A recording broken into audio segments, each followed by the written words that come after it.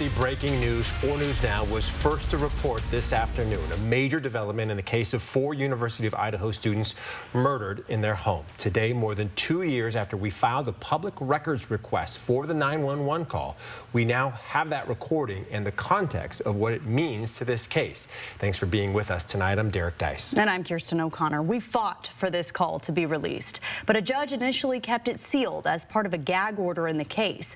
When portions of the transcript were released by the court last week, it no longer made sense for attorneys to hold it back. It gives context to the confusion that was happening when 2 young women realized their roommates weren't responding to calls and texts. They didn't know at the time that their roommates, Xana Kernodle, Kaylee Gonsalves, Ethan Chapin, and Madison Mogan had been murdered 8 hours earlier. We do want to warn you, it is difficult to hear this. It's not graphic, but it might be upsetting to hear the emotion in these voices, even before they knew the full extent of this nightmare. 911 location of your emergency. Something is happening. Something happened in our house. We don't know what. It's what they said next that could be a key piece of evidence in the case and something the defense didn't want the jury to hear. Jordan Smith has been covering this case since it began. He joins us now with what this call reveals. Well, the home here on King Road was torn down about a year ago, but the echoes of what happened likely won't fade for decades to come. For the first time tonight, we're learning more about the horror and the confusion from inside that house where several U of I students woke up to a nightmare. What is the address of the emergency? 1122. 11:55 a.m. on November 13th, 2022, a young woman calls 911.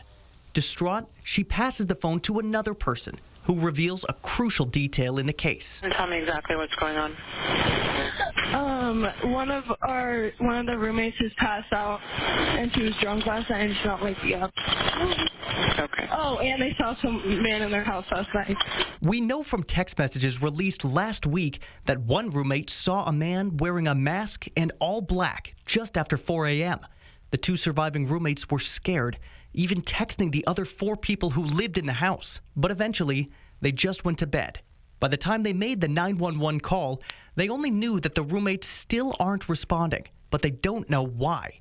The dispatcher pushes them for information not about what happened at 4 a.m., but about what's happening now and who may need help. This next exchange might be difficult to hear and is unedited.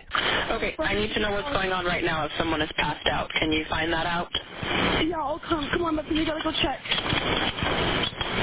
But we have to.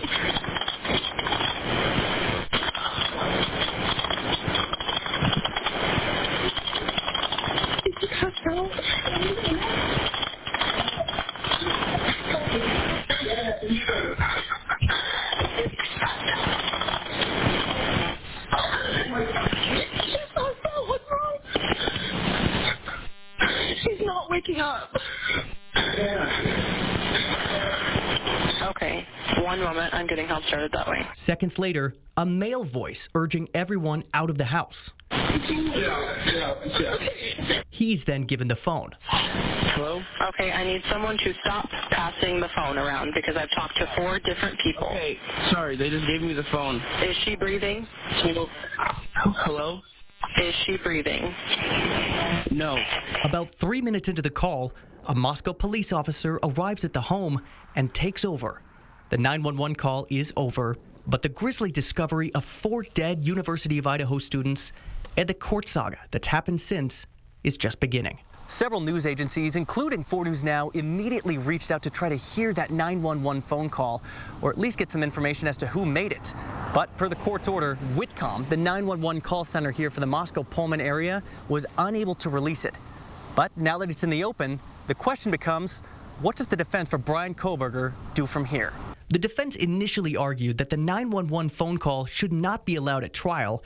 In fact, the defense made a motion to have the indictment against Brian Kohberger thrown out because it was played for the grand jury. The defense called it, quote, improperly admitted hearsay and an irrelevant attempt to bolster witness testimony. A Latah County judge dismissed that motion.